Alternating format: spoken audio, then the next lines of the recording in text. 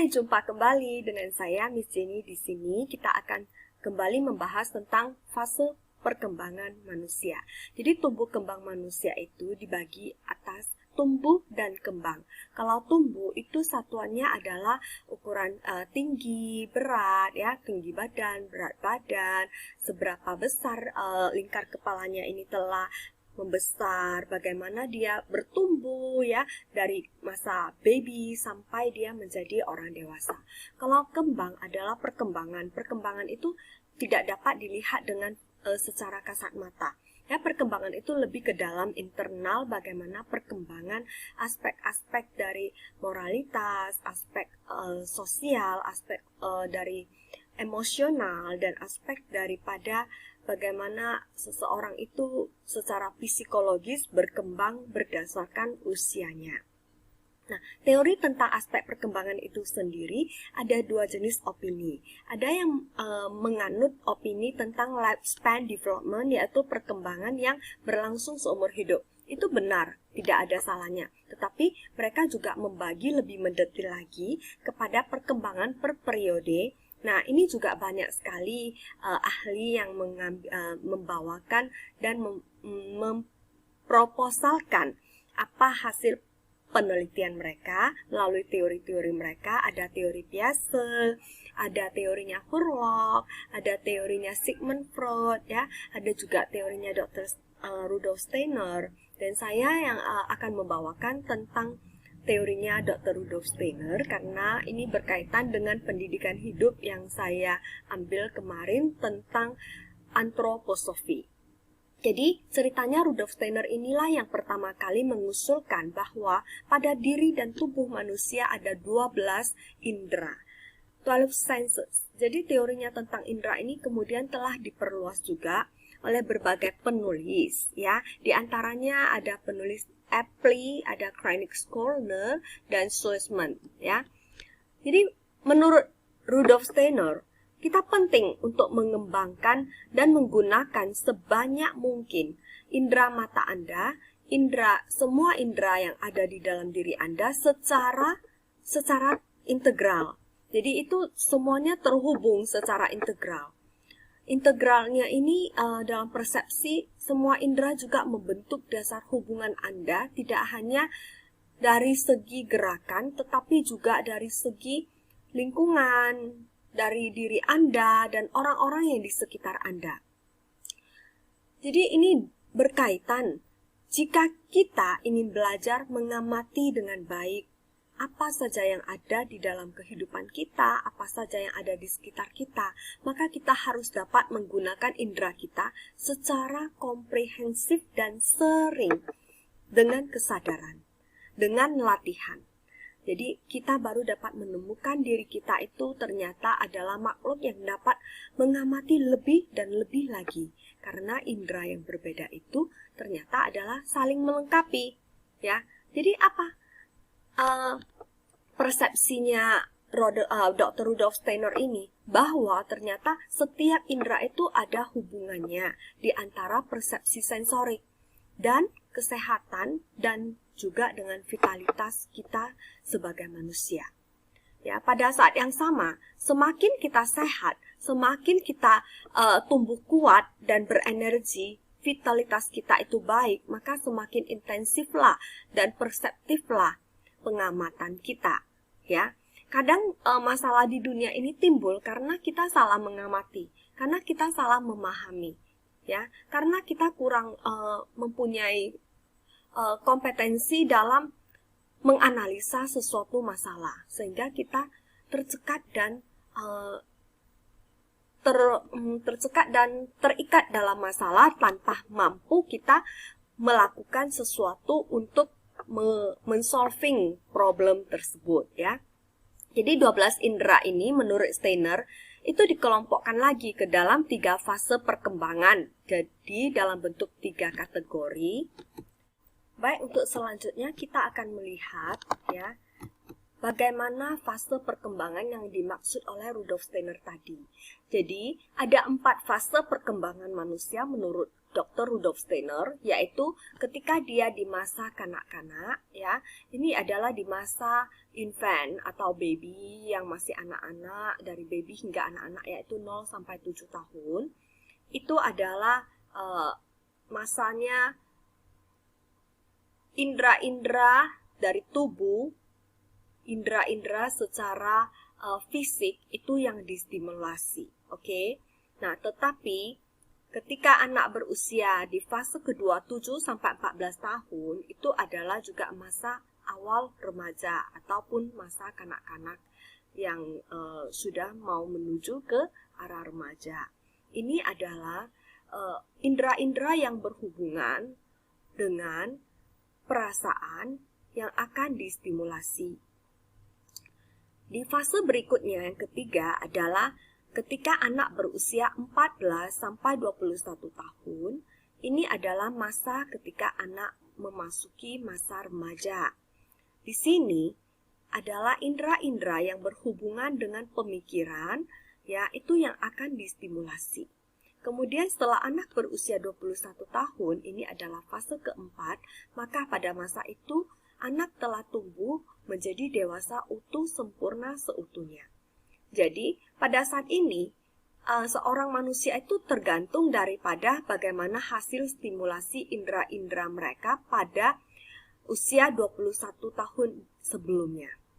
Apabila masa sebelum 21 tahun ini, semua indera yang telah disebutkan tadi, itu distimulasi dengan baik, maka anak ini akan tumbuh menjadi manusia dewasa yang unggul, yang utuh sempurna, yang dapat memanfaatkan indera daripada fisikalnya, indera daripada perasaannya, dan indera daripada pemikirannya ini untuk menjadi sebuah output bagi kehidupan dia. Outputnya apa? Tadi ketika distimulasi itu dimulai dari dasar, yaitu dari tubuh, kemudian masuk ke perasaan, kemudian ke yang lebih tinggi, yaitu pemikiran dan spiritual. Benar? Tetapi outputnya yang keluar adalah, yang keluar adalah ketika dia sudah berusia 21 tahun, dia baru akan memiliki pemikiran yang brighten. Oke? Kemudian dia akan memiliki perasaan yang peka. Perasaan yang kuat, yang dapat menikmati semua keindahan dalam kehidupan manusia ini, menghargai, dan sebagainya. Kemudian yang paling tinggi dari outputnya ternyata adalah dia dapat mengajukan diri sebagai seorang manusia yang mau berbuat untuk dunia. Jadi ini dilambangkan dengan tangan, offer your hand, ya kan? Nah, ketika ini adalah menjadi karsa. Jadi ketika tiga fase ini distimulasi dengan baik, dia akan menstimulasi daripada akal, kemudian rasa, dan karsa. Nah, karsa ini adalah bentuk daripada wujud nyata. Akibat dari pemikiran dan perasaan, maka akan ada wujud nyata dari dorongan untuk berbuat. Inilah yang tertinggi. Outputnya ya, output hasilnya. Tetapi ini ternyata distimulasi itu paling awal dalam kehidupan manusia. Oleh sebab itu, maka ternyata kehidupan manusia itu yang pada fase 0 sampai 7 tahun adalah fase yang sangat penting. Golden period yang tidak boleh disia-siakan. Ketika ini terlewatkan, ketika kita menstimulasi ini semua dengan baik, maka hasil karsa ini nantinya akan terpengaruh tidak begitu maksimal. Sayang ya, maka banyak orang yang salah persepsi. Mereka menyangka anak kecil itu tidak apa-apa, dia tidak tahu apa-apa, dia masih belum ingat, jadi itu dibiarkan saja, nggak apa-apa, diasuh oleh pengasuh saja, kita sibuk, dia juga asik main-main saja kok, udah kasih mainan saja, tidak perlu distimulasi dan sebagainya. Ternyata di masa inilah yang paling penting. Ya, di masa ini ada apa? Ada sense of life, yaitu ada sebuah sensori yang disebut dengan sensori kehidupan. Nah, sensori kehidupan itu apa? Sensori kehidupan itu sendiri adalah bagaimana suatu sensori atau indera yang membuat kita merasakan bahwa di dalam hidup ini ada dualitas kehidupan yang harusnya harmonis, ya. Jadi kita tahu ketika kita makan itu bisa kenyang, kalau kita tidak makan itu menjadi lapar, ya. Nah, kalau tidak ada sensori daripada indera ini, maka kita akan makan terus.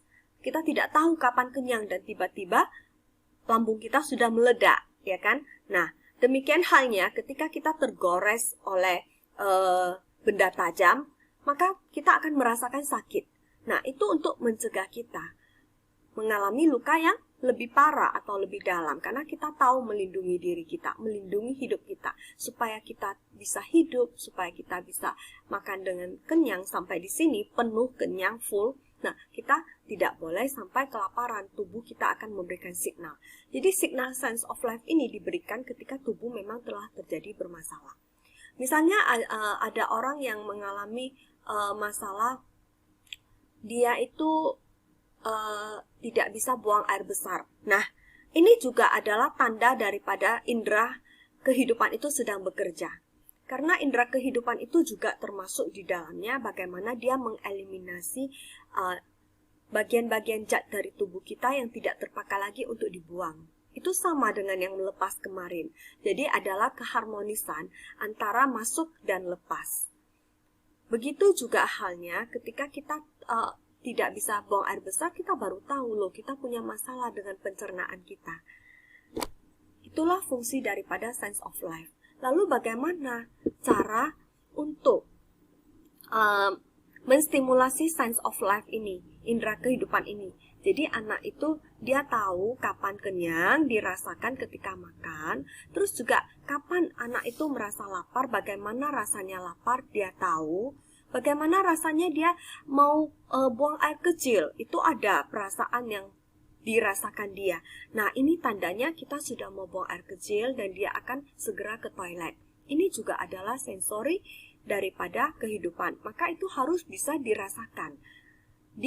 Secara awareness kita, dalam kesadaran itu kita merasakan. Jangan sampai ada orang kan yang udah pengen buang air kecil gitu, udah tersesat, tapi ditahan terus. Karena ada kesibukan lain. Jadi dia tidak memberikan kesadaran pada tubuhnya.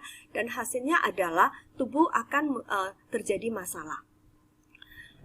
Itu terhadap diri dia sendiri. Jadi sense of life ini adalah membangun kesadaran seseorang terhadap kondisi tubuh diri dia sendiri. Oke. Nah, untuk di luar daripada diri dia, itu juga sense of life kita juga berfungsi. Fungsinya apa? Fungsinya adalah untuk kita memahami bagaimana perasaan dan apa yang dirasakan oleh orang lain. Jadi, ketika kita melihat pengemis yang kelaparan, kita sudah tahu, wah, kasihan sekali dia lapar. Dia pasti menderita kelaparan. Itu kan tanpa perlu dia imajinasi lagi bagaimana rasa lapar ya, bagaimana ya kalau misalnya rasa sakit ya. Itu tidak perlu lagi karena dia sudah pernah mengalaminya. Sehingga otomatis dia akan memunculkan perasaan dan kesadaran dia untuk berbuat, the will, feel and will, untuk bagaimana dia menghadapi orang-orang yang ada di sekitar dia, di kehidupan dia. Itulah fungsi dari sense of life. Dengan terstimulasinya sense of life ini dengan maksimal, dengan sempurna, dengan baik, maka dia, seorang anak akan memiliki energi kehidupan dan kebahagiaan hidup yang lebih maksimal, ya. Nah, kemudian ada lagi, yaitu yang kedua adalah sense of touch, yaitu indera untuk sentuhan, ya. Sense of touch ini dapat distimulasi di mana anak itu dapat mengeksplor semua yang ada di dalam rumah, di mana saja di kehidupan dia pegang, ya kan? Mulai dari dia sering memegang-megang tangannya, memegang kakinya, memasukkannya ke dalam mulut, itu semua adalah untuk menstimulasi sense of touch, sensori untuk sentuhannya. Kemudian tidak itu saja. Ternyata sense of touch ini juga berupa sentuhan kasih sayang dari orang tua dan orang-orang di sekitar anak dengan memberikan belayan, memberikan sentuhan kasih berupa pelukan, dengan memberikan berpegangan tangan, memijat dan sebagainya. Ini adalah sense of touch. Jadi penting ya, ini kan untuk yang tadi di stimulasi di paling awal untuk menghasilkan karsa yang paling tinggi sebagai outputnya. Nah, orang-orang yang tidak mendapatkan stimulasi sense of touch ini ataupun sentuhan ini secara maksimal, maka dia akan kehilangan rasa aman. Dia tidak akan memiliki kepercayaan dalam hidupnya. Sementara orang yang terstimulasi dengan baik sense of touch-nya ini ya tadi, mau dia bersentuhan dengan benda-benda yang ada di sekitar dia, maupun dia yang disentuh oleh orang lain dalam bentuk arti kata sentuhan kasih sayang yang positif. Nah, itu akan meningkatkan sebuah rasa aman, akan meningkatkan sebuah trust di dalam diri dia terhadap kehidupan dia yang akan datang.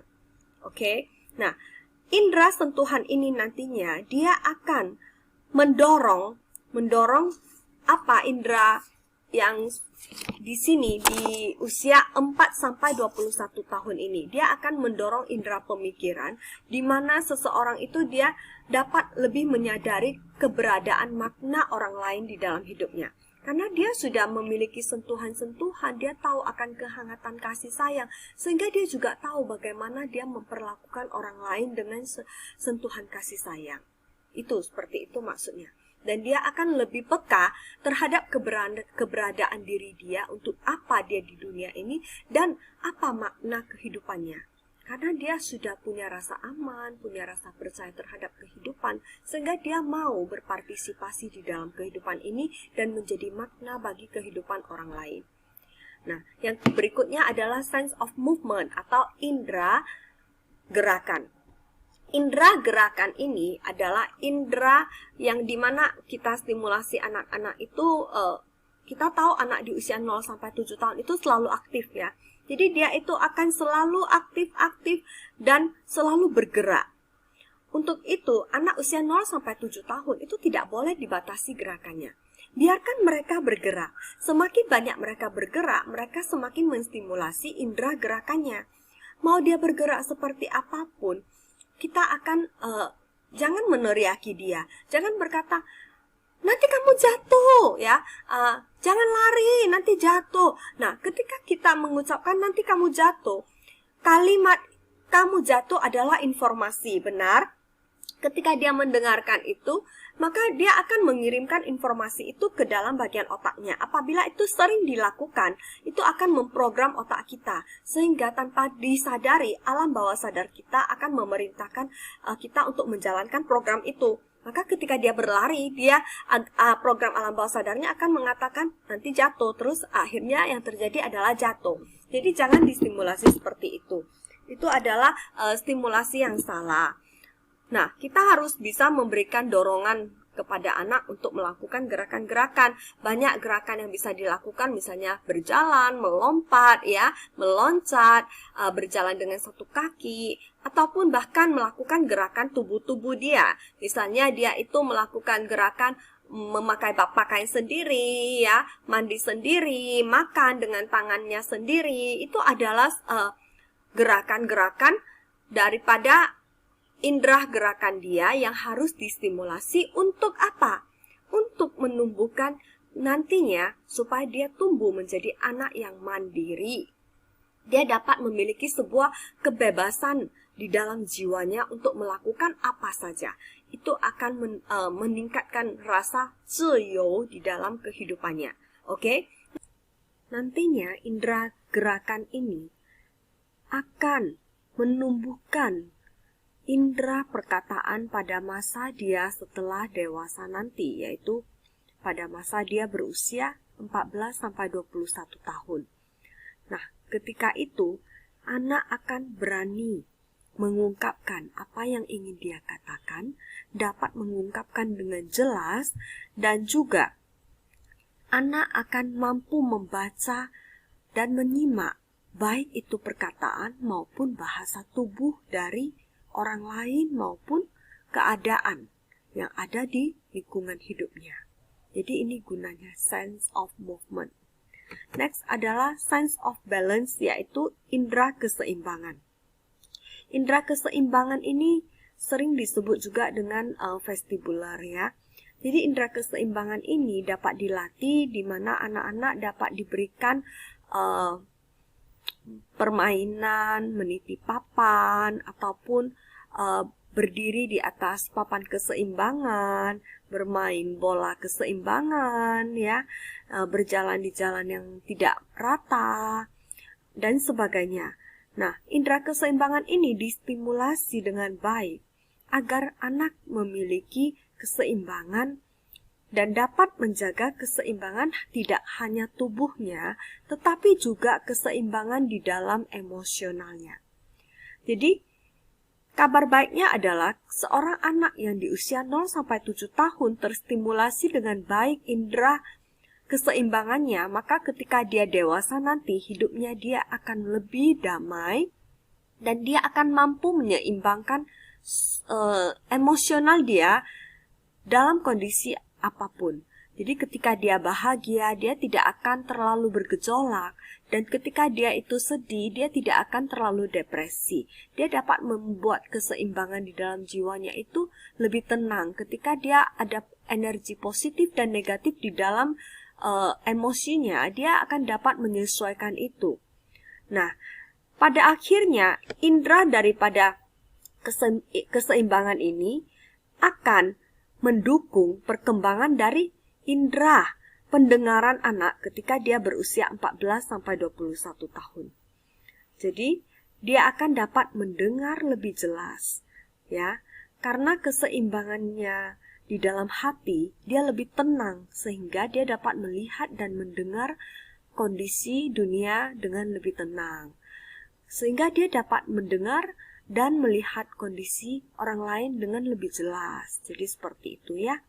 Jadi demikian untuk pembelajaran kita hari ini sampai di 4 indera untuk anak yang berusia 0-7 tahun, yaitu indera yang lebih kepada physical atau tubuh, yang mengajarkan anak bagaimana cara dia lebih menyadari dan belajar tentang keberadaan tubuh dan diri dia. Terima kasih.